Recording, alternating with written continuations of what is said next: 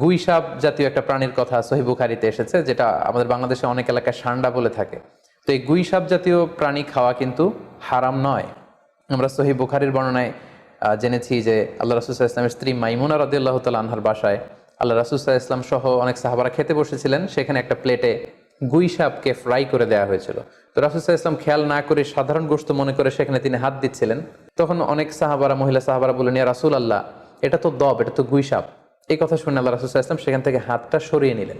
তো এই দৃশ্য দেখে খালিদ ইবনে ওয়ালিদ রাদিয়াল্লাহু তাআলা আনহু উনি জিজ্ঞেস করলেন, ইয়া রাসূলুল্লাহ, গুইসাপ খাওয়া কি হারাম?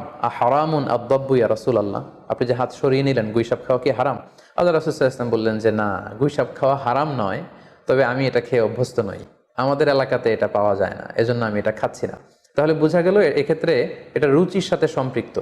সো গুইসাপ হালাল বলে যে গুইসাপ আমাদেরকে খেতে হবে, সান্ডা আমাদেরকে খেতে হবে, এমন কোনো কথা নেই। আপনার যদি রুচিতে